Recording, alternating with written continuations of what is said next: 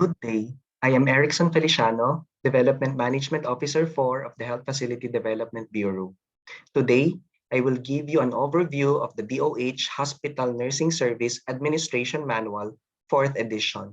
The training module for this manual is still being developed and will be accessed via the DOH e-learning platform soon.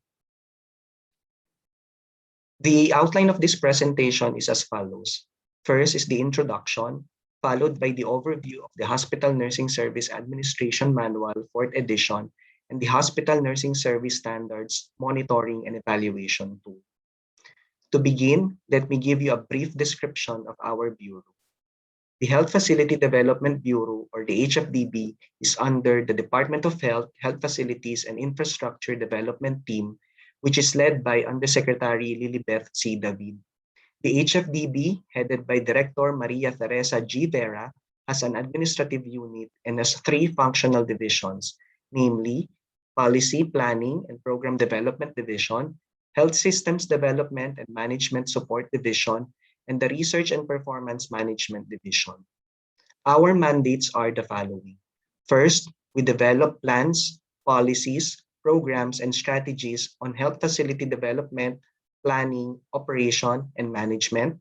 Second, we provide coordination, technical assistance, capacity building, consulting, and advisory services related to health facility development, planning, operation, and management.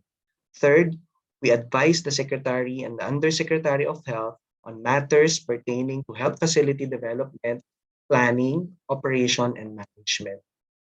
We now go to the main topic of this presentation, the overview of the Hospital Nursing Service Administration Manual, 4th edition. The salient changes introduced in this latest version of the manual are concepts on quality management, more extensive discussion of safety in healthcare, an additional chapter about risk management in the nursing organization, and the essential ethical-legal aspects in nursing leadership. Shown here is the cover of the previous version of the manual, the Hospital Nursing Service Administration Manual, 3rd edition.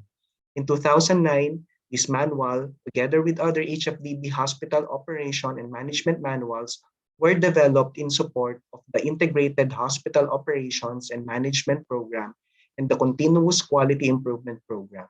It also supports the mandates of nursing practice, standards, and professional conducts by Republic Act Number 91733, or the Philippine Nursing Act of 2002. As mentioned, the HFDB Hospital Operation and Management Standards Manuals are part of the following DOH programs. First is the Integrated Hospital Operations and Management Program, or commonly known as IHOMP.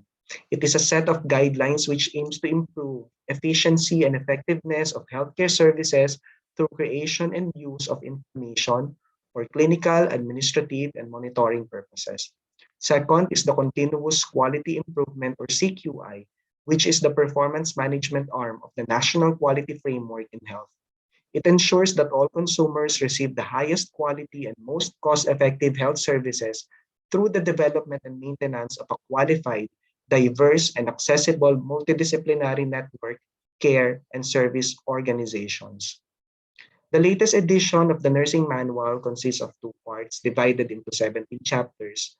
Part 1 is entitled The Administration of Nursing Services, which has 7 chapters. The second part is about management in the delivery of nursing care services with 10 chapters. Allow me to share with you a short description of each chapter. Chapter 1 presents the vision, mission, core values, and strategic goals of the DOH, as well as the introduction of universal healthcare and the Formula 1 Plus strategy map. The pivotal role of nursing service is discussed in Chapter 2, which presents its vision, mission, philosophy, core values, strategic goal, objectives, conceptual framework, as well as the nursing service standards, policies, and procedures, and the advantages of sound personal practices in nursing service administration. Chapter 3 is Planning the Nursing Service, which discusses the importance of planning, characteristics of a good plan, the types of planning, and the steps in strategic planning. The steps in planning the nursing service and the effective tools used to assist planning are also included in this chapter. Topic on budgeting for nursing service shows importance and the kinds of budgeting process, and how to develop project plans for the organization. Chapter 4 talks about the process of organizing the nursing service. The purposes, steps, and principles of organizing are presented here. The organizational structure of the nursing service includes discussions on the types, forms, and characteristics of organizational structure. Organizational effectiveness, culture, team building, teamwork, as well as different nursing service committees are also discussed.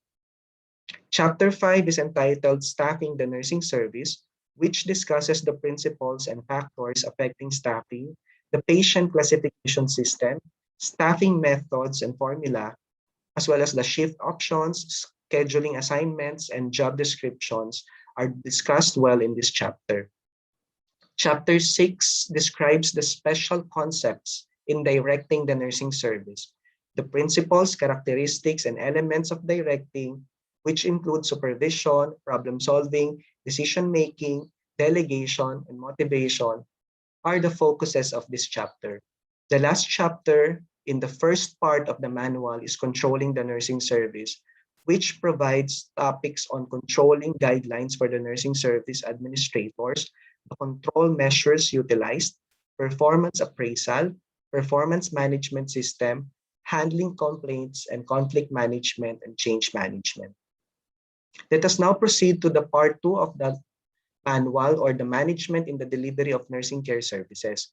Chapter 8 presents the nursing process, describing the steps which include assessment, diagnosis, planning, or outcome identification, implementation, and evaluation, also known as ADPI. Chapter 9 introduces the different modalities of nursing care, such as functional nursing, total care nursing, or case nursing, primary nursing, and the team nursing.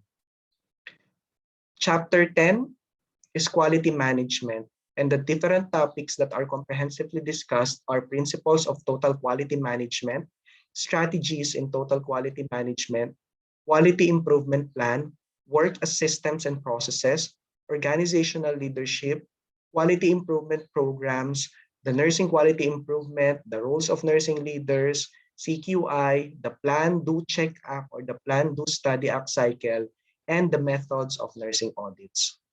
Chapter 11 is about safety in healthcare. The topics presented here are the key elements of patient safety, the strategies that promote patient safety, the nurses' responsibilities, the different emergency care and therapeutic orders, occupational and environmental health nursing, and the different errors or types of errors, such as medication errors in the healthcare facility. Also included are topics on infection prevention and control, or IPC, and safe transfusion of blood and blood components. Chapter 12 provides information on risk management, which includes strategies of risk management, the clinical risk management processes, identification of risk potential, risk management program, and the risk management committee. The 13th chapter is entitled Nursing Information Management System, which includes topic on hospital information system, the Integrated Hospital Operations and Management Program, or the IHOMP, the Integrated Hospital Operations and Management Information System, or IHOMIS, records management, the nursing service records, or the nursing documentations. The ethical legal aspects of nursing leadership is discussed in the 14th chapter, which includes discussion on the ethical principles, ethical considerations in patient care, nurses' legal responsibilities, as well as the causes of malpractice for nurse managers and nurses.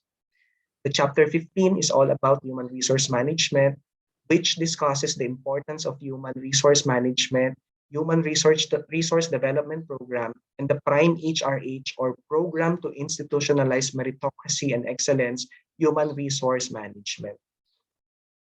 Chapter 16 is entitled Management of Supplies and Equipment, with topics on materials, supplies, and equipment inventory system, preventive maintenance of equipment, guidelines in the management of equipment and supplies, and inventory and stock control. The last chapter of this manual is about people-centered healthcare, wherein the key principles in people-centered care and the benefits of people-centered and integrated healthcare services are presented.